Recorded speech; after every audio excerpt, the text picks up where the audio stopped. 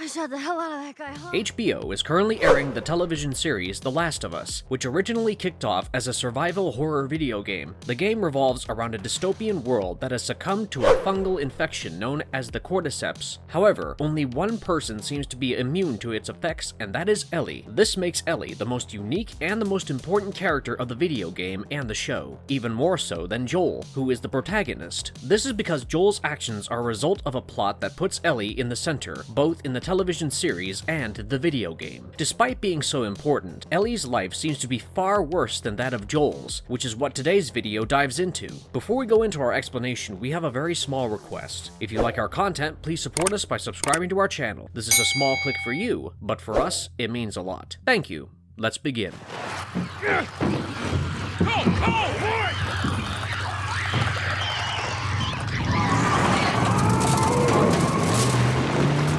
The story of 13-year-old Ellie's life in a violent post-pandemic world. The Last of Us introduces Ellie Williams, telling us little to nothing about her backstory. All we know is that she is immune to the cordyceps fungal infection. This gap is filled by The Last of Us: American Dreams, a 4-issue miniseries released in 2013, and The Last of Us: Left Behind from 2014.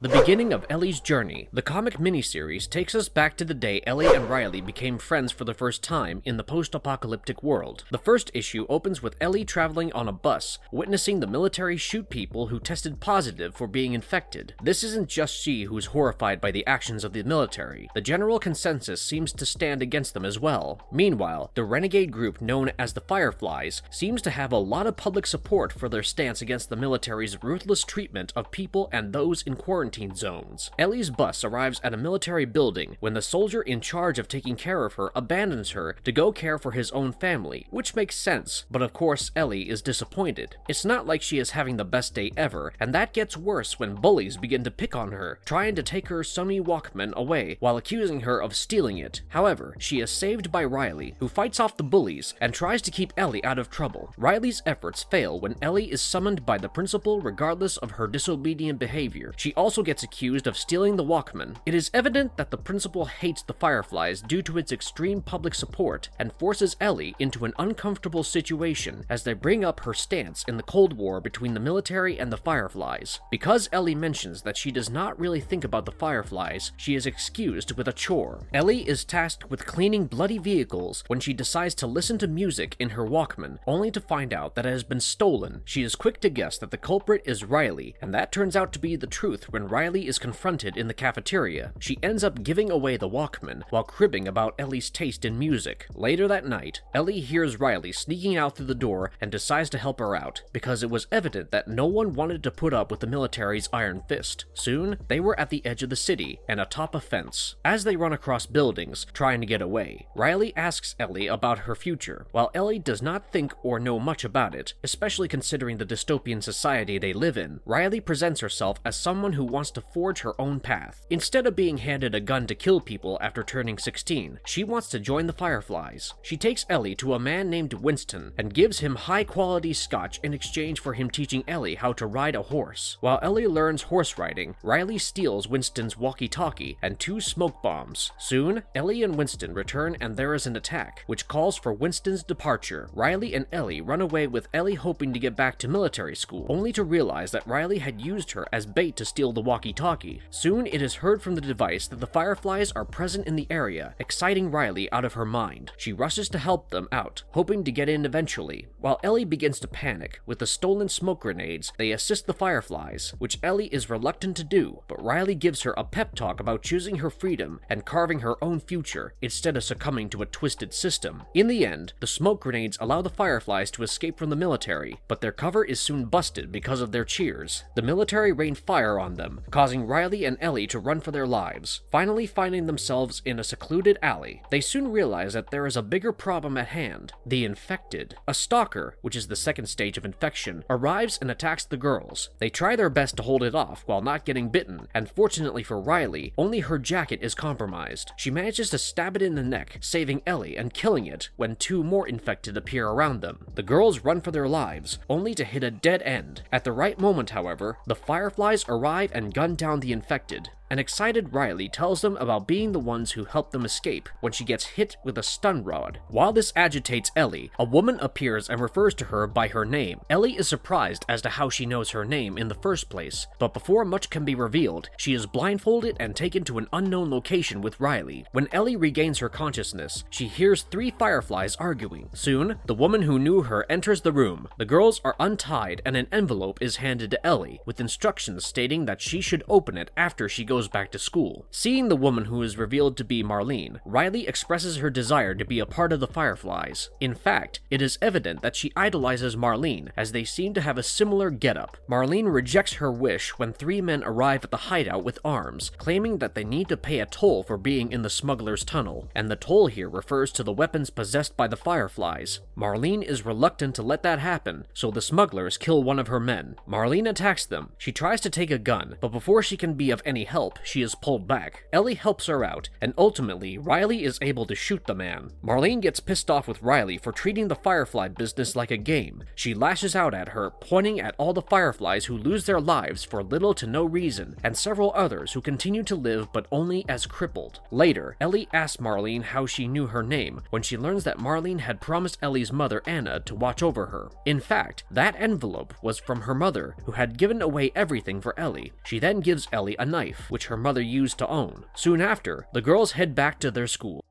As an angel. Okay, something creepy. Dinosaur.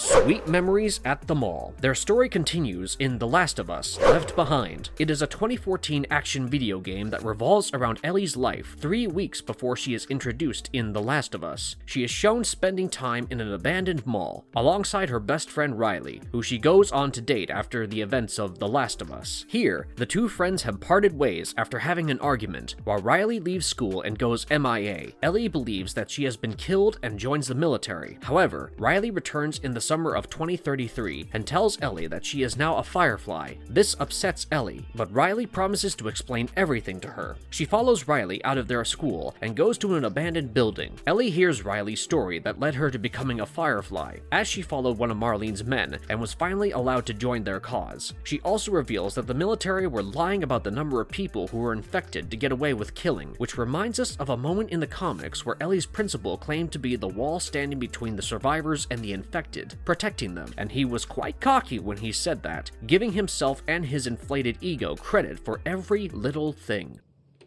I'm gonna destroy you. And then we'll talk. You're about to get drenched. See what you got, Firefly girl. Riley and Ellie soon evade patrols and go to the abandoned Liberty Gardens Mall, a place where they used to hang out and begin to reminisce about the good times. They then go to Winston's camp, who died from a heart attack. They drink his leftover hangover and lament about the horse being taken away. They continue to explore the mall and have their little fun while bonding. When Ellie asks to know why Riley had left, she does not get much of an answer, and they move on. At this point, it is also evident that there is some non-platonic tension between the 2 of them. It is soon revealed that the military had lied to them about a power outage in the city when Riley managed to restore the electricity in the mall from the junction box. They then leave the mall and go to the carousel, and then to an arcade called the Raja's Arcade, a place they had visited on the first day of sneaking out. Hey, what's wrong? Don't go.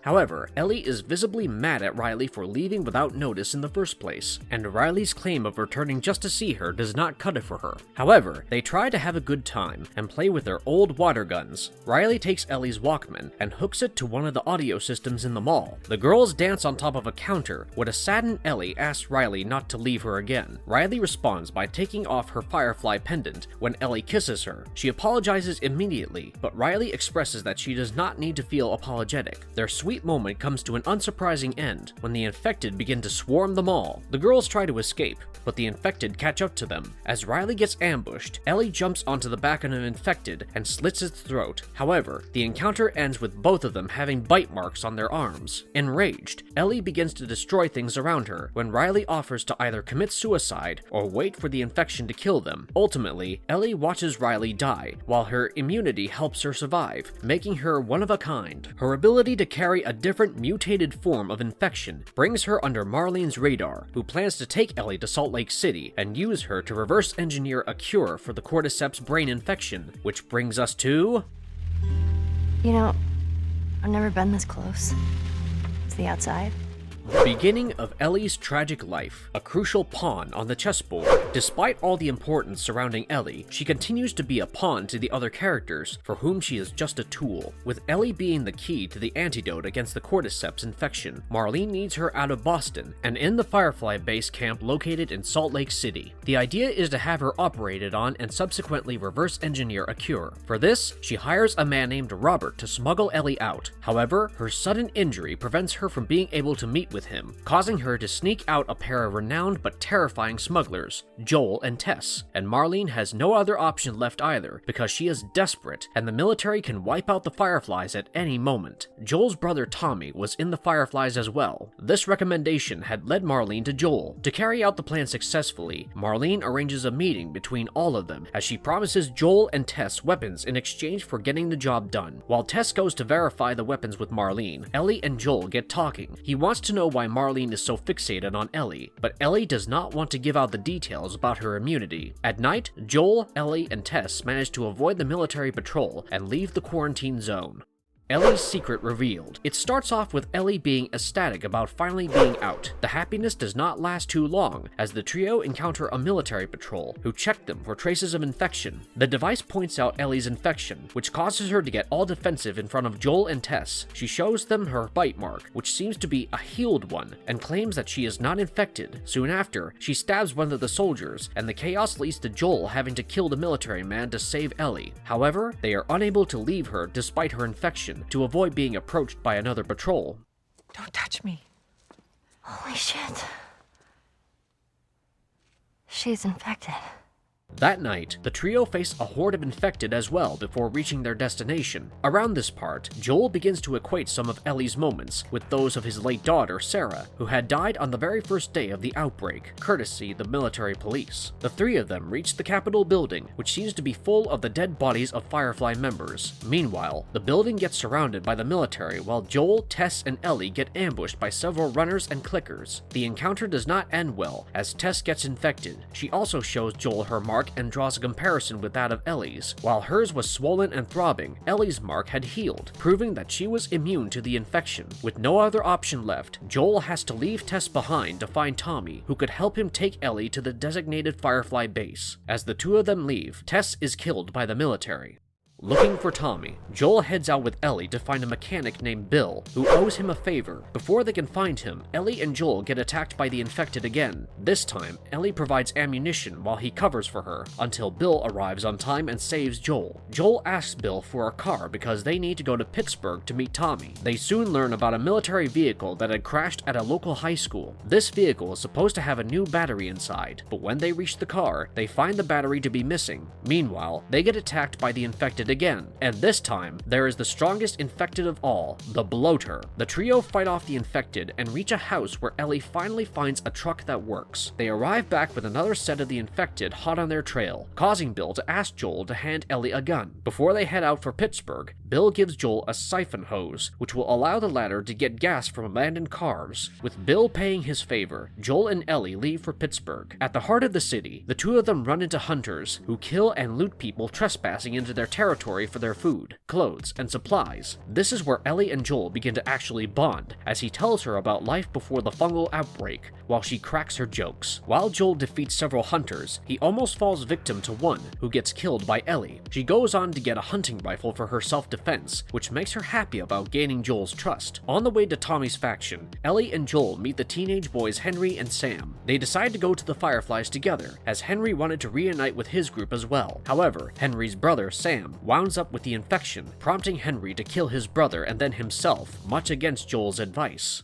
Closer to the goal. After the tragic incident, Ellie and Joel go westwards and reach Wyoming. Finding themselves in Jackson County, Joel and Tommy reunite and Joel tells his brother about Ellie's immunity. Meanwhile, Tommy is married to a woman named Maria, who Joel and Ellie try to get along with. Joel tells Tommy about having to send Ellie to the Fireflies at Salt Lake City, which he needs Tommy to do. However, with Tommy being a married man, not only Tommy himself but his wife too stands dead against Tommy leaving the safety of their settlement. At the same time, Tommy expresses his beliefs about survival not being worth all the effort. Soon the location gets attacked by the bandits while Ellie steals a horse from the settlement's ranch house. In the end, Joel gives up on letting Ellie go her own way to the Fireflies as he learns about the Firefly base camp at the University of Colorado. As such, the duo head for the university together. After weeks, they reach the destination, fighting against the infected over and over. Around this time, the relationship between Ellie and Joel continues to strengthen as Joel becomes the girl's father figure. He even opens up to her as he talks about his previous dreams of being a singer, which does not seem possible anymore. The two of them reach the university building, only to find out that the Fireflies are gone. Meanwhile, they find a recording held by the skeleton of a member, which tells them about their location at Salt Lake City. As the duo prepares to leave, they get attacked by the hostile survivors. The fiasco leads to Joel getting severely injured as his torso gets punctured, leaving him at Ellie's mercy. The fate of Joel's life on Ellie's shoulders. She tries to help him as she fights back with her rifle and protects him while carrying him across the building. Ultimately, despite Joel's talk about not needing Ellie's help, he loses a lot of blood and Ellie tries to take him to safety on the horse she had stolen, who she names Callus. Joel falls from the horse as he loses consciousness. He is then dragged by the horse and Ellie to an abandoned mall where Ellie wraps his wounds with her shirt. She then gets her first before taking him to an abandoned house by a lake on the sled. Unfortunately, Joel's injury gets worse as he contracts septicemia. Ellie heads out of the house once again and meets two survivors named James and David, oblivious to their true identities. From them, she gets penicillin, which she used on Joel. However, the survivors track them down and capture Ellie. Meanwhile, they fail to find Joel, whom Ellie had fled the place with to save herself. The penicillin kicks in and cures Joel's condition, who does not waste time despite being weakened, and heads out to find Ellie. He soon finds the stragglers and tortures them into spilling Ellie's whereabouts. He murders them before reaching the location, where he learns that the people were actually cannibals, and that Ellie is at risk of turning into a full-course meal. The fate of Ellie's life on Joel's shoulders. Enraged and desperate to save Ellie, he slaughters everyone and finds her. He sees her hacking at David's now dead body with a machete. Relieved to see her alive, he rushes to her and hugs her, calling her his baby girl, the way he used to call his daughter. The duo flee the town and reach Salt Lake City by spring. They fight off several infected as usual, and before they can find the Fireflies find them. They knock Ellie and Joel out. As Joel gains consciousness, he finds Marlene in front of him alongside members from the Boston Fireflies. He learns about Ellie being taken for a surgery to help them find a cure, but there's more to this story. To execute the operation and find the cure successfully, the doctor has to remove all the fungus that is mutated in Ellie's brain. This might help them reach their objective, but it will result in Ellie's guaranteed death. Marlene talks about her small sacrifice saving millions of lives, but Joel does not want to lose someone he loves again, especially with Ellie filling the hole that Sarah had left behind. A desperate Joel soon tortures a guard and makes him spill the location of the operating room Ellie is in. He fights off several members present in the facility and kills the head surgeon Jerry Anderson. He then flees the facility with Ellie, who was not conscious at that point. Marlene reaches to stop Joel, but she is soon killed as her continued presence would become a hindrance to Joel's cause, who chooses to save Ellie over humanity. Soon, they begin to head back to Jackson, when Joel lies to Ellie about the Fireflies giving up on finding a cure. Ellie does not believe this and continues to doubt the events at St. Mary's, while Joel mentions how she would have been good friends with Sarah.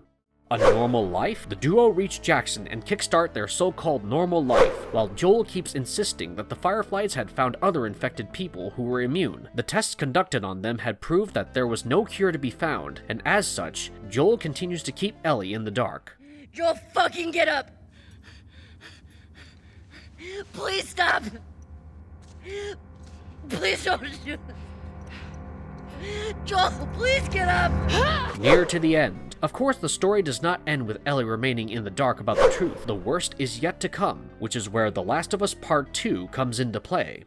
The ruse of a good life. Life is good, or rather normal, in Jackson. Ellie gets to do normal things as a normal young girl, and Joel remembers promising Ellie to teach her how to play the guitar. Having found an acoustic guitar, Joel gifts it to her and sings Future Days by Pearl Jam. Although touched by the gesture, there persists some tension between the two as Ellie still has a hard time believing in whatever story Joel had made up about the events that transpired at St. Mary's. At this point, Ellie, Joel, and Tommy were greatly respected in Jackson, especially due to Joel and Tommy's relentless work in keeping the settlement safe. Meanwhile, Ellie had found friends, Jesse and Dina, who she would go on patrols with, as she would fight off the infected to protect the community. She even experienced the wholesome trip to the museum with Joel on her 16th birthday. However, she finds clues about the Fireflies looking for hope for giving up on it through her patrols, which results in her asking Joel about the day at St. Mary's again. Ellie keeps hearing the same answers, and just like every other time, she has a hard time wrapping her mind around them. As such, she heads to St. Mary's to search for the truth.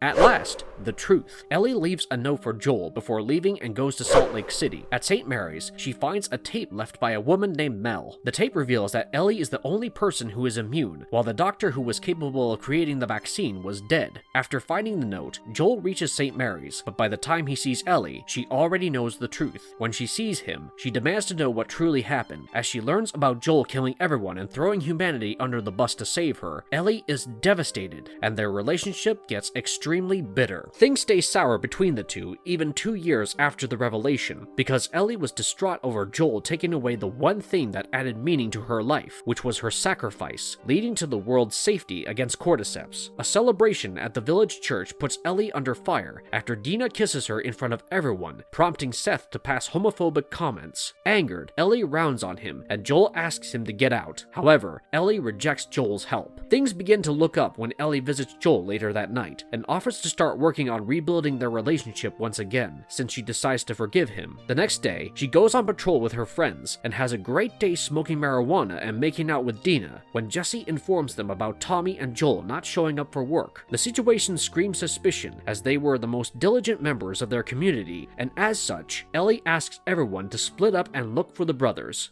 Farewell, Joel. Ellie looks for Joel and finds the logo of the Washington Liberation Front, or the WLF. She hears noises and follows them when she finds Joel, who has been severely beaten up by Abby Anderson. In reality, Abby is the daughter of Jerry Anderson, the surgeon Joel had killed to save Ellie. Losing her father caused Abby to swear vengeance upon Joel, and she had finally found him. Ellie was subdued by the WLF and made to witness the scene of Abby killing Joel in front of her with a golf club. Her ears give way as she loses her hearing for the time being, while crying frantically. The tables turn as Ellie swears vengeance and threatens to kill everyone at the WLF, but gets knocked out soon after. The next time she gains consciousness, she finds herself around Dina and Jesse. Ellie returns to Jackson severely traumatized and sets off for Seattle, which is the base of the WLF. Meanwhile, Tommy leaves for Seattle on his own as well, and his aggression following Joel's death strains his marriage with Maria.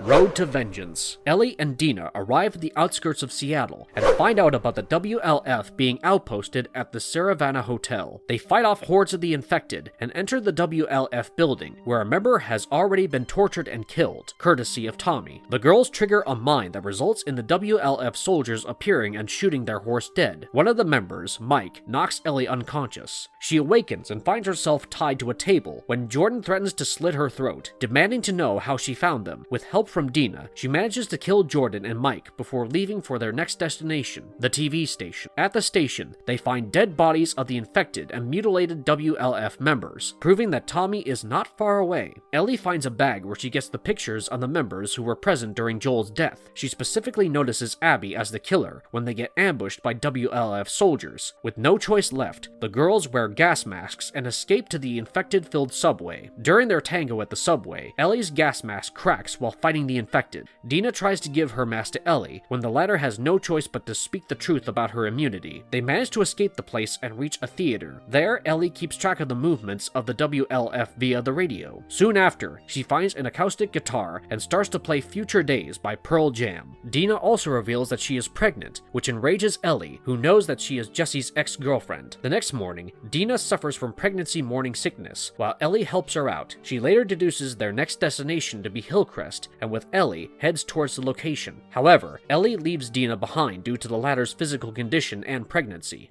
Close to vengeance. At Hillcrest, Ellie is met with an explosion, prompting her to search for Tommy. However, it is soon revealed that the man fighting the WLF is not Tommy, but Jesse. He had arrived to help Ellie, but because he was ambushed by the WLF, he had to fight back. While they fight the WLF trucks, the infected get alerted of their presence and arrive to attack. Their truck crashes into the lake as a result of the ongoing violence. They later go back to where Dina is, where Ellie treats her injuries by herself after witnessing Dina hug Jesse. Meanwhile, Dina has found out about Abby's friend Nora Harris, who is in Lake Hill, Seattle Hospital. She tells Ellie about this, who sets out via Route 5 to find the woman. Naturally, she fights several infected on the way, and eventually reaches Lake Hill Hospital. She then finds a distracted soldier and interrogates her about where Nora is, before ultimately killing her. She finds Nora in her office at the hospital compound and demands for Abby's location, with Nora at gunpoint. It is soon revealed that Nora is an ex-Firefly as they fall into a spore-infested place, and Nora realizes that Ellie is immune. However, she stays loyal to Abby and does not give away her location, causing Ellie to brutally beat her up. Finally, she tells Ellie the reason behind Abby killing Joel and her being present at the aquarium. Ellie kills Nora and is distraught over her antagonistic actions for revenge.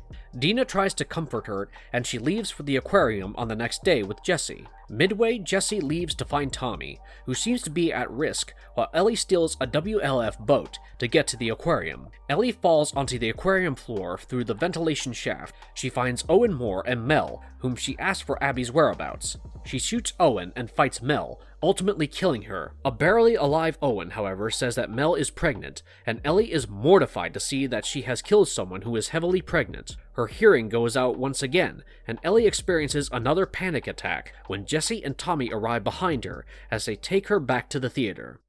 No to vengeance? The next day, Ellie decides to let her vengeance go, and chooses to head back to Jackson with the others. However, Abby and her backup, Lev, soon attack the theater, threatening Tommy's life and shooting Jesse in the face. Tommy is shot in the leg soon after. He is crippled, and Ellie is subdued. Dina tries to save her, but gets injured in the process. As Abby learns about Dina being pregnant, she heads to kill her to avenge Mel, when Lev protests against it. Ultimately, Ellie is gravely injured, and Abby exits the theater, leaving Ellie to ponder over the consequences of her actions. Ellie returns to Jackson with Dina and a disabled Tommy, swearing to kill Abby someday. Dina goes on to give birth to a boy, calling him JJ, and Ellie helps her raise him. However, she is unable to find happiness as she continues to severely suffer from PTSD, leading to her having constant panic attacks, insomnia, flashbacks to Joel's death, and eating troubles.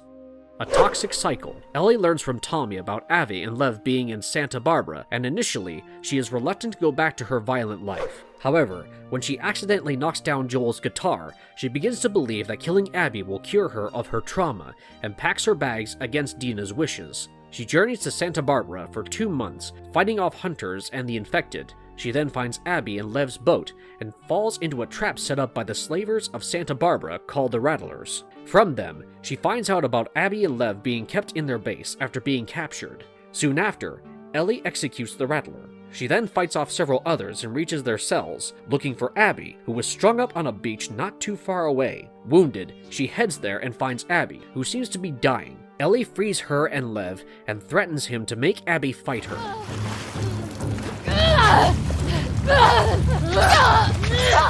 An unsatisfying finale. The two fight one another relentlessly, with Abby biting off 2 of her fingers, but Ellie ultimately gaining the upper hand in the fight. As she drowns Abby, she remembers Joel playing his guitar for her and lets them go, forcing them to leave. Heartbroken and desolate, Ellie returns to the farm where she and Dina lived, but Dina is gone. She cannot even play the guitar anymore because she is missing 2 of her fingers. In the end, she leaves the guitar and the house, ending her story as one full of tragedy, pain, and suffering. I don't care how you got infected. It's 3 weeks old. No, everyone turns within 2 days, so you stop bullshitting. It's 3 weeks. I swear. Why would she set you up? Why is she so important? Ellie is the only person in the entire world of The Last of Us who is immune to the deadly cordyceps brain infection. For the longest time, that is, until the death of Jerry Anderson. She was the key to humanity's survival and the one who could trigger the creation of the antidote that would finally save the world from the disease that had ravaged it. But that's not all. Her relationship with Joel and her feisty character are two more reasons why she is so crucial to the plot. While Ellie played an important role in The Last of Us due to her unique biological nature, it was her agency as a character in The Last of Us Part 2 that made her so important to the story.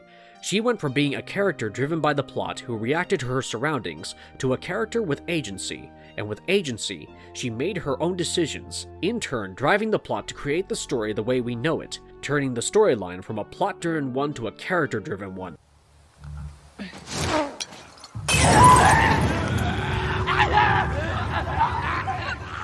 How Ellie got stronger as the days passed. Ellie starts off as someone who is unskilled. In the comics, she is unable to keep up with Riley as they escape the military school of orphans and run across buildings. She also cannot swim, which is a liability considering she is often surrounded by water bodies. Later, as she meets Joel, she continues to be barely threatening due to having nothing but a switchblade at her disposal. Things begin to look up when Joel gives her the rifle and teaches her how to use it. Thanks to a life of traveling, Ellie gets an abnormal amount of hands-on experience, and as such, she gradually gets stronger and more skilled. As an occasionally playable character in the first game, she has great stealth abilities, but her hand-to-hand combat skills are limited alongside her low physical strength. She lacks experience in combat, but her immunity to the fungal infection gives her an edge over every other player, even though she mostly sticks to supporting Joel, be it in looking out for him or when it comes to handing him health kits or ammunition. What makes Ellie so efficient, however, is her speed and agility, as it allows her to run, chase, or pursue anyone or anything,